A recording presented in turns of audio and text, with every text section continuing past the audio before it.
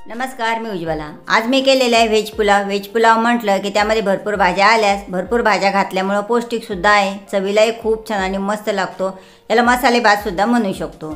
चवीला छान असलेला, पौष्टिक असलेला आणि चटपटीत असलेला हा पुलाव करण्यासाठी तांदूळ मी बासमती वगैरे वापरलेले नाही आहे, तर आपण भात करण्यासाठी रेग्युलर जे बारीक तांदूळ वापरतो तेच तांदूळ घेतलेले आहे। चला तर मग याची रेसिपी बघू, आणि रेसिपी आवडली तर नक्की लाईक, शेअर, कमेंट आणि प्लीज चॅनलला सबस्क्राईब केले नसेल तर सबस्क्राईब करून बेल आयकॉनवर प्रेस करायला हे विसरू नका। पुलाव करण्यासाठी मी या ठिकाणी 2 वाट्या भरून तांदूळ घेतलेले आहे। ही घरातलीच वाटी आहे आणि याचे वजन सांगायचे झाल्यास 300 ग्रॅम।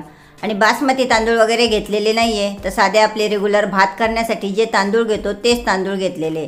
फक्त इंद्रायणी वगैरे असे चिकट भात होणारे तांदूळ घ्यायचे नाही, मोकळा मोकळा भात होणारे तांदूळ घ्यायचे। आता हे तांदूळ मी एका बाउलमध्ये काढून घेते। आता तुम्हाला एका वाटीचं प्रमाण घ्यायचं असेल तर सर्व प्रमाण एका वाटीचं घ्या आणि कमी मस्त मसाले पुलाव करा। पण मला भरपूर करायचं आहे म्हणून मी 2 वाट्या भरून घेतले। आता हे आपल्याला भिजत वगैरे घालायचे नाही, कारण आपण बासमती तांदूळ घेतलेले नाही। आता फक्त हे बाजूला ठेवून देते आणि यासाठी लागणारे साहित्य बघून घेऊ। या ठिकाणी असलेले सर्व साहित्य बघून घाबरून जाऊ नका, एवढं सर्व साहित्य लागते असे नाही, तुम्ही तुमच्या आवडीनुसार हे साहित्य कमी जास्त घेऊ शकता। आता मी या ठिकाणी या भाज्या घेतल्या, शिमला मिरची, गाजर, फ्लावर, बटाटा, टोमॅटो। आता यापैकी तुमच्याकडे ज्या असेल त्या तुम्ही टाकू शकता किंवा आणखीन एक्स्ट्राच्या असेल तर त्याही घेऊ शकता। आता हे सर्व साहित्य बघून घेऊ यामध्ये काय काय आहे ते। एक मध्यम आकाराचा कांदा उभा उभा चिरून घेतला, बटाटासुद्धा स्वच्छ धुवून घेतला आणि साल न काढता असा मोठा मोठा चिरून घेतला। एक छोटा टोमॅटो चिरून घेतला, फ्लावरच्या छोट्या छोट्या फोडी तयार करून घेतल्या, गाजर घेतला एक छोटासा तुकडा चिरून, शिमला मिरची बारीक चिरून घेतल्या। त्या भाज्याचं प्रमाण तुम्ही तुमच्या आवडीनुसार ठरवू शकता किती घ्यायचे ते। 4-5 हिरव्या मिरच्या अशा बघा चिरून घेतलेल्या, उभ्या आडव्या मोठाल्याच। आणि माझ्याकडे होते वाटाणे म्हणून मी वाटाणे घेतलेले। 5-6 पानं कढीपत्त्याचे, 10-12 पानं पुदिन्याची घेतली। एक लिंबूचा रस या पुलावमध्ये आपल्याला वापरायचा आहे। 1 चमचा जिरे घेतले आणि 1 चमचा भरून आम्ही बिर्याणी मसाला घेतलेला आहे। ऑलरेडी मी याचा व्हिडिओ टाकलेला आहे, लिंक खाली डिस्क्रिप्शनमध्ये दिलेली आहे, मी घरीच केलेला आहे। आता तुमच्याकडे असा जर नसेल तर विकतचा घ्या, पण चांगल्या व्यवस्थित खात्रीचा ब्रँडचा घ्या, कारण सध्या भरपूर भेसळ येऊ लागली त्यामुळे। आणि असा टाकायचा जर नसेल तर सोबत मी जो गरम मसाला घेतलेला आहे मी अर्धा चमचाच घेतलेला आहे। तुमच्याकडे बिर्याणी मसाला नसेल तर हा गरम मसाला 1.5 ते 2 चमचे टाकू शकता। सोबतच खडे मसाले जर असेल घरी तर तेही थोडेफार वापरा, नसेल तर स्किप करा। 1 चमचा धने पावडर घेतली आणि 7-8 हिरव्या मिरच्या, 10-12 लसणाच्या पाकळ्या आणि अद्रकचा छोटासा तुकडा मिक्सरमध्ये टाकून बारीक करून घेतला। ह्या पुलावमध्ये मी लाल तिखटाचा वापर करणार नाही, तर तिखटपणा येण्यासाठी हिरवी मिरचीची पेस्ट, हिरव्या मिरच्या आणि गरम मसालेचे जे पावडर आहे यामुळेच तिखटपणा येणार आहे। हा पुलाव मी कुकरमध्ये करणार आहे, त्यासाठी कुकरमध्ये तेल टाकून घेते। तेलाची जी पळी ती छोटीशी आहे, त्या पळीने 4 ते 5 पळ्या तेल गरम करायला टाकून देते। तुम्ही तूपही वापरू शकता। तेल गरम झाले की त्यामध्ये जिरे, जो कांदा आपण उभा उभा चिरून घेतलेला होता तो कांदा आणि सोबत कढीपत्त्याचे पानं, हिरवी मिरची हे सर्व टाकून देते आणि छान असं परतून घ्यायचं आहे। याचा कलर चेंज होईपर्यंत परतून घ्यायचं। आणि तुम्ही हा पुलाव नक्की करून बघा, चवीला खूप छान आणि मस्त लागतो, नक्कीच तुम्हाला आवडेल। थोड्याच वेळात हे सर्व कांदा आणि साहित्य छान असं परतवलं गेलं, असा कलर त्याचा चेंज झालेला आहे, तोपर्यंत हे छान असं परतून घ्यायचं।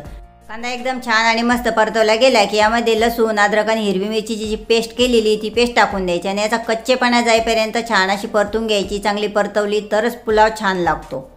हिरवं वाटण छान असं परतून घेतलं, त्याचा कच्चेपणा जाईपर्यंत परतून घेतलं की पुलावची चव खूप छान आणि मस्त लागते। की त्यानंतर यामध्ये भाज्या टाकून घ्यायच्या। आता मी या ठिकाणी शिमला मिरची, गाजर, फ्लावर, बटाटा ह्या ज्या नॉर्मल घरामध्ये असतात त्या घेतल्या। तुम्ही त्याऐवजी मधुमक्का किंवा साधी मक्का असेल तीही घेऊ शकता, हरभरे असेल भिजलेले तर तेही टाकू शकता। या भाज्या पूर्णपणे ऑप्शनल आहे, याचं प्रमाणही तुम्ही तुमच्या आवडीनुसार ठरवू शकता। बारीक चिरायच्या की मोठ्या चिरायचे हे आपल्या मनावर। मुलांना ज्या भाज्या जास्त आवडतात त्या मोठ्याला ठेवू शकता, कमी आवडतात त्या बारीक चिरायच्या, म्हणजे मुलांना त्यात दिसत नाही। आता या मसाल्यासोबत या सर्व भाज्या छान अशा परतून घेतल्या की लवकर छान अशा परतवल्या जाव्या म्हणून 1/2 चमचा मीठ टाकून देते आणि नंतर बाकीची मीठ आपण टाकणारच आहोत। मिठामध्ये आता पुन्हा डबल या भाज्या छान परतून घेते आणि यावरती झाकण ठेवून याला छान अशी 2-3 मिनिटात वाफ आणून घेते।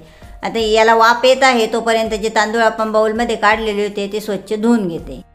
तांदूळ स्वच्छ धुवून घेतले, झाकण ठेवून ज्या भाज्या शिजायला टाकलेल्या होत्या त्यालाही छान अशी वाफ आली, मस्त अशा कमी झालेल्या आहे, तेलामध्ये छान अशा परतवल्या गेल्या, त्यामुळे या पुलावची चव नक्कीच वाढते। आता या छान अशा परतवल्या गेल्या, यामध्ये आता बाकीचे मसाले टाकून द्यायचे।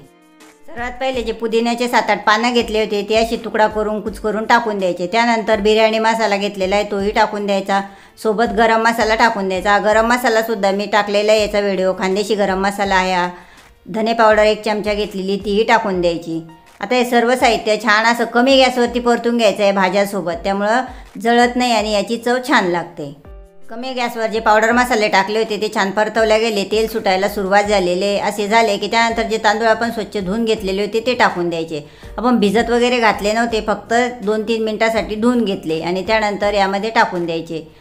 खूप छान आणि मस्त लागतं. मी या ठिकाणी लाल तिखटाचा वापर नाही केलेला आहे, तुम्ही लाल तिखटही टाकू शकता, फक्त हिरवी मिरची आणि पेस्ट कमी वापरायची. सर्व तांदूळ टाकून घेतले धुतलेले की हे जे मसाला आहे या मसाल्यासोबत हे तांदूळ छान असे परतून घ्यायचे 2 ते 3 मिनटासाठी आणि अधूनमधून हलवत राहायचे, सतत हलवत नाही राहायचे, हलक्या हाताने हलवायचे. मसाल्यासोबत 2-3 मिनटं हे तांदूळ परतून घेतले की त्यानंतर यामध्ये पाणी टाकून द्यायचे. मी बाजूच्या गॅसवर पाणी गरम करायला ठेवून दिलेले. यामध्ये थंड पाणी बिलकुल टाकायचे नाही, पुलाव चांगला लागणार नाही, चांगला शिजल्या जाणार नाही, तांदूळ मोकळा होणार नाही, म्हणून गरम पाणी टाकून द्यायचे. आणि हे गरम पाणी मी ज्या वाटीने तांदूळ मोजून घेतले होते त्याच वाटीने मोजून घेतले पाणी. म्हणजे 2 वाट्या तांदूळ घेतले होते तर मी 4.5 वाट्या पाणी गरम करायला ठेवून दिले होते. ते संपूर्ण पाणी मी यामध्ये आता टाकून देते. पाणी टाकून दिले की हलक्या हाताने हे सर्व साहित्य एकत्र करून घ्यायचे, मिक्स करून घ्यायचे. चवीनुसार मीठ टाकून घेते.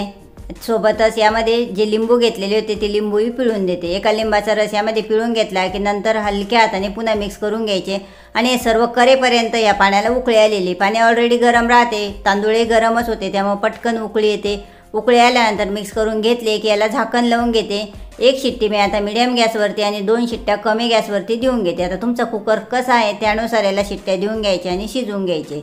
मी आता याला झाकण लावून घेते आणि एकदम छान मस्त असा पुलाव तयार करून घेते. शिट्ट्या झाल्यानंतर याची पूर्णपणे वाफ जाऊ दिली आणि त्यानंतर झाकण उघडून बघितले. बघा एकदम छान आणि मस्त, अगदी दाना मोकळा झालेला आहे. चवीलाही खूप छान आणि मस्त लागतो आणि कलरही एकदम छान आणि मस्त आलेला आहे. मी आता प्लेटमध्ये काढून घेते. तुम्हाला ही रेसिपी कशी वाटली नक्की कमेंटमध्ये सांगा. रेसिपी जर आवडली तर लाईक, शेअर, कमेंट आणि चॅनलला सबस्क्राईब केले नसेल अजूनही तर प्लीज सबस्क्राईब करून बेल आयकॉनवर प्रेस करायलाही विसरू नका. आणि एकदा नक्की करून बघा आणि सांगायला विसरू नका. रेसिपी शेवटपर्यंत बघितल्याबद्दल खूप खूप धन्यवाद.